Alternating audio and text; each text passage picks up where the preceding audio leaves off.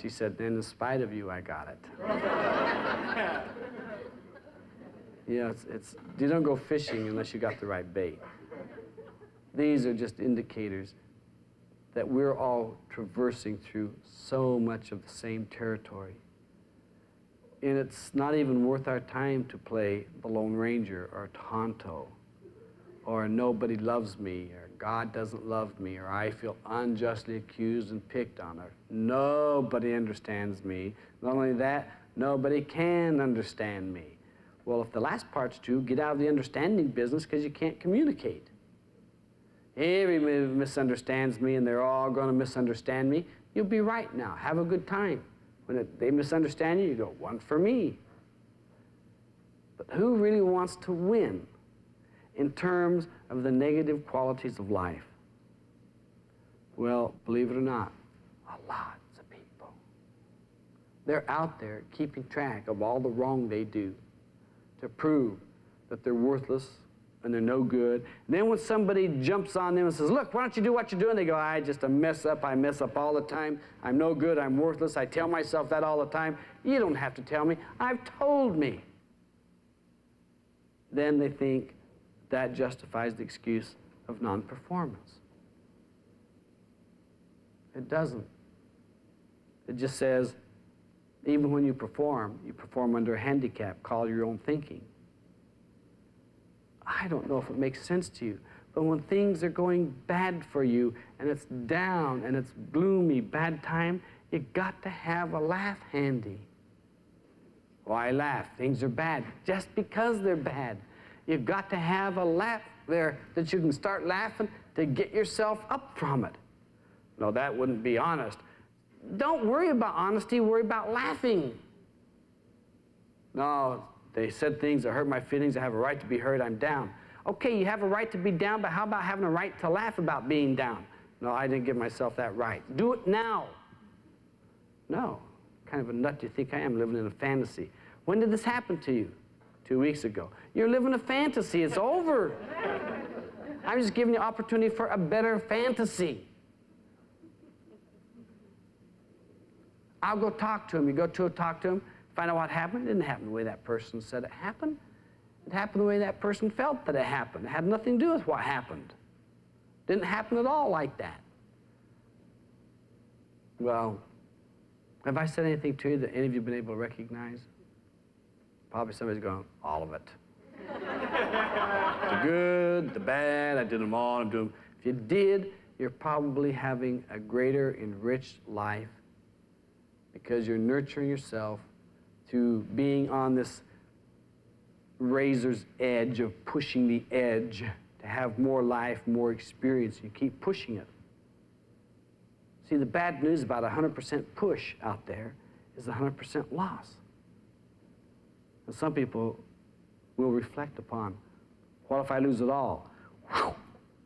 And they can't stand that, so they pull back and they say, 20%, but now there's 20% that's not worth really being involved with, so you watch it and I'll go do this. And they're no longer living in that 20% of their life. It's dull. It's boring.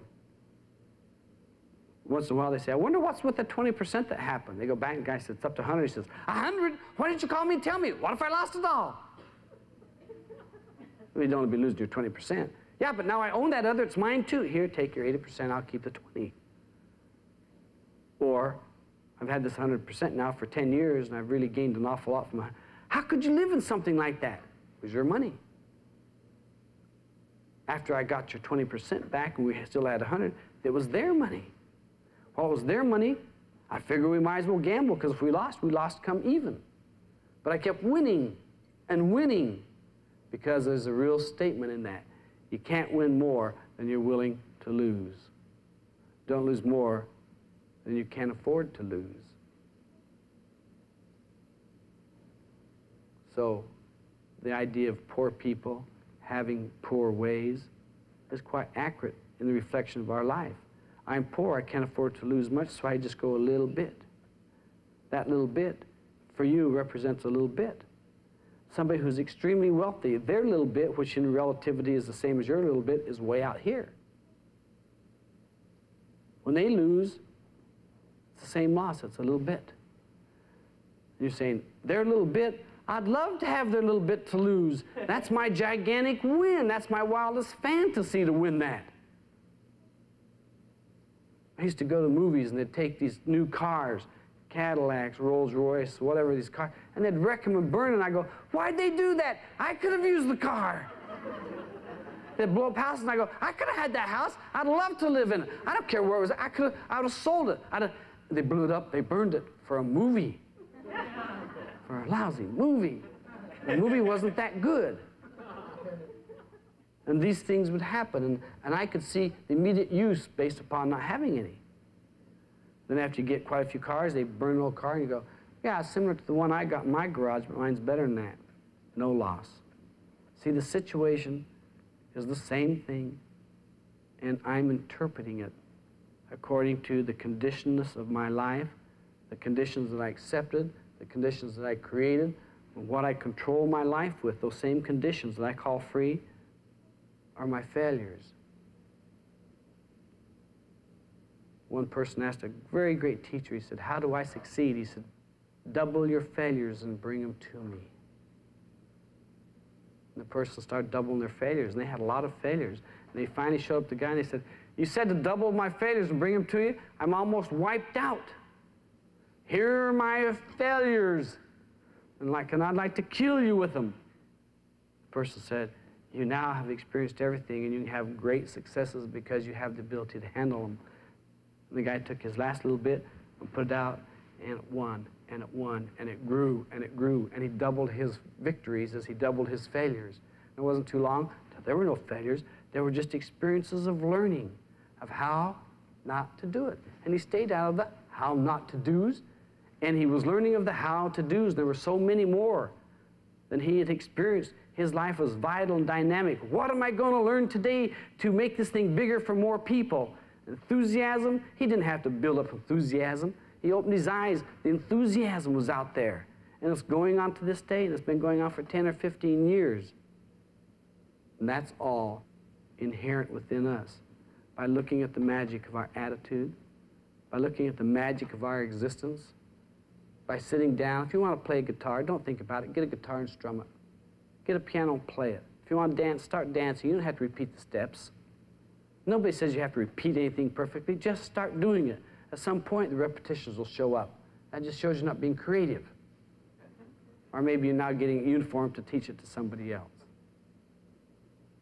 With me, you always have choices. The choice to learn, the choice not to learn, the choice to grow, the choice to stay confined. That's yours because I have the same choices. I respect yours. I look for your respect towards mine. When I choose something, support me in it. When I choose it, or you choose it, I support you in yours. When we choose together to grow and do something, let's all support each other. And that doesn't mean tell them I'll be there if I can make it. It's to show up and you say, I'm here. I didn't think I could make it, but I came to tell you I couldn't make it, but I'm here, so I made it, so let's do it. That's the type of activity that's going to make your life nurture and grow here physically, and the Spirit will reside in you. The success will appear because the Spirit is that success. And it's always yours to be involved in. You can't do it for the taking. You can't take it. You can only use it and share it. When you do, the sharing is the regrowing of new things that you get to participate in. You look at your life as that new venture. From this second, a new venture. Some will look old. Look at it as being familiar, things that you're comfortable with, and step into new growth. That gets to be the excitement. Berush Beishan. John Rogers' closing words were Berush Beishan, which means the blessings already are. The blessings, the ideas, and the concepts which you've heard are just a small part of the abundance of material John Roger has shared with us over the years. If you would like a free book by John Roger, Journey of a Soul, call this number, 1-800-899-2665.